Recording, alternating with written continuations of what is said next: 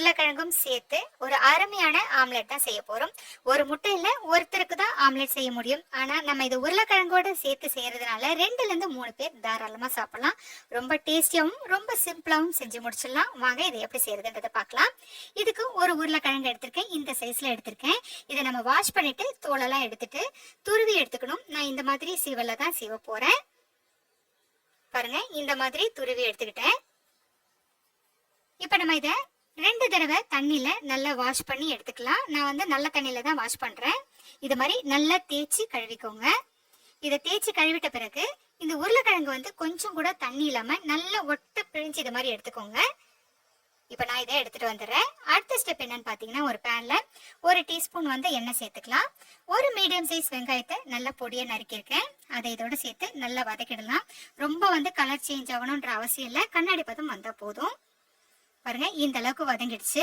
இப்ப நம்ம உருளைக்கிழங்கு வந்து தண்ணி எல்லாம் வடிச்சிட்டு நம்ம எடுத்து வச்சிருக்கலாம். இப்ப அதையும் இதோடய சேர்த்துக்கலாம். இப்போ இதோட பச்சை ஸ்மெல்லும் போகணும். வெங்காயமும் சரி உருளைக்கிழங்கும் சரி ரொம்ப நேரம் வதக்கணும்ன்ற அவசியம் இல்லை. ஒரு 10 செகண்ட் போல நீங்க வதக்கினா போதும். இதுல உள்ள பச்சை வாசனை போனா போதும். இப்ப உருளைக்கிழங்கும் நல்லா வதக்கியாச்சு. உங்களுக்கு பார்க்கும் போதே தெரியும், கலர் சேஞ்ச் ஆகாம பாத்துக்கோங்க. இப்ப இது கூடவே குடைமிளகாவையும் நல்லா பொடியா நறுக்கி சேர்த்துக்கிறேன். உங்ககிட்ட குடைமிளகாய் இல்லைன்னா பச்சை மிளகாவை இதோட சேர்த்துக்கோங்க. காரத்துக்கு ஏத்தப்பல நீங்க சேர்த்துக்கலாம். இப்ப இதுவும் வதங்கட்டும்.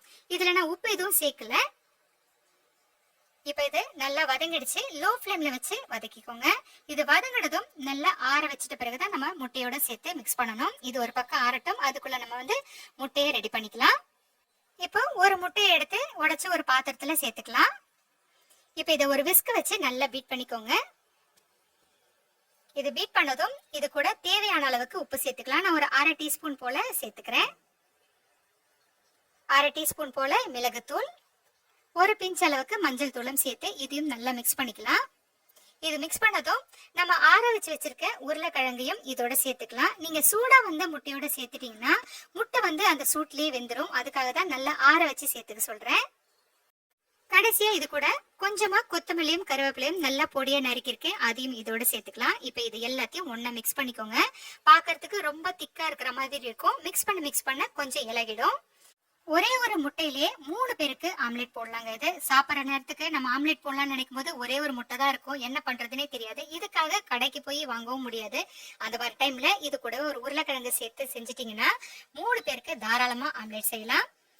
டேஸ்டும் ரொம்ப நல்லா இருக்கும். ட்ரை பண்ணி பாருங்க. இப்போ இது ரெடி பண்ணியாச்சு. ஒரு பேனை ஹீட் பண்ணிட்டு இதுல ஒரு 2 டீஸ்பூன் போல எண்ணெய் சேர்த்துக்கிறேன். இது வந்து ஃபுல்லா வந்து அப்ளை பண்ணிக்கலாம். 3 பேருக்கு தனித்தனியா ஆம்லெட் போடலாம். ஆனா நான் ஒரே ஆம்லெட்டா குயிக்கா வந்து செஞ்சு முடிச்சிட்டு போறேன். இதை கட் பண்ணி நம்ம வந்து எடுத்துக்கலாம். இப்போ இதை சேர்த்துட்டு ஒரு ஸ்பூன் வச்சு ஈவனா வந்து ஸ்ப்ரெட் பண்ணிக்கோங்க. நீங்க பசங்களுக்கு லஞ்ச் பேக் பண்றதா இருந்தா நீங்க தனித்தனியா வந்து ஆம்லெட் போட்டுக்கலாம். இப்போ ஈவனா வந்து ஸ்ப்ரெட் பண்ணிடலாம். லோ ஃப்ளேம்ல வச்சுக்கோங்க. உங்களுக்கு இன்னும் எக்ஸ்ட்ரா ஆயில் வேணும்னாலும் இந்த டைம்ல வந்து நீங்க சேர்த்துக்கலாம். இப்போ ஈவனா ஸ்ப்ரெட் பண்ணிட்ட பிறகு டாப்பிங்ல கொஞ்சமா வந்து சில்லி ஃபிளேக்ஸ் சேர்த்துக்கிறேன். இது இன்னும் சேர்த்து சாப்பிடும்போது ரொம்ப நல்லா இருக்கும். சில்லி ஃபிளேக்ஸ் வேணாம்னா நீங்க வந்து மிளகுத்தூள் கூட சேர்த்துக்கலாம். இப்போ லோ ஃப்ளேம்ல வச்சுட்டு மூடி போட்டு ஒரு 2 நிமிஷம் நம்ம முட்டையை வந்து வேக வச்சுக்கலாம். ஒரு 2 நிமிஷம் கழிச்சு ஓபன் பண்றேன். பாருங்க, முட்டை நல்லா வெந்திருக்கு. இப்போ நம்ம இதை திருப்பி போடணும். கரண்டியை வச்சு நம்ம எடுக்கும் போது சில இடத்துல உடையலாம். இது மாதிரி மூவ் பண்ணி பாருங்க. அப்போ நல்லா வெந்திருக்குன்னு அர்த்தம். இது மாதிரி பேன்ல செய்யும் போது கரண்டில எடுக்கும் போது கண்டிப்பா உடையறதுக்கு வாய்ப்பு இருக்கு. தவால வந்து நம்மளுக்கு ஈஸியா வந்து மாத்திடலாம். அந்த மாதிரி நேரத்துல மேல மூடி போட்டு இதை அப்படியே வந்து திருப்பிடுங்க. உங்களுக்கு உடையாம ரொம்ப ஈஸியா வந்துடும். இப்ப மறுபடியும் இதை பேன்ல வந்து அப்படியே சேர்த்துடலாம். பாருங்க, சூப்பரா உடையாம வந்துருச்சு. மேல வந்து ரொம்ப கலரா அழகா வெந்திருக்கு. பாருங்க, ரொம்ப தீயாம ரொம்ப வெள்ளையாவும் இல்லாம கரெக்டா கோல்டன் கலர்ல வந்திருக்கு. இப்ப மறுபடியும் வந்து ஒரே ஒரு நிமிஷம் இந்த சைடு நம்ம வேக வச்சுக்கலாம்.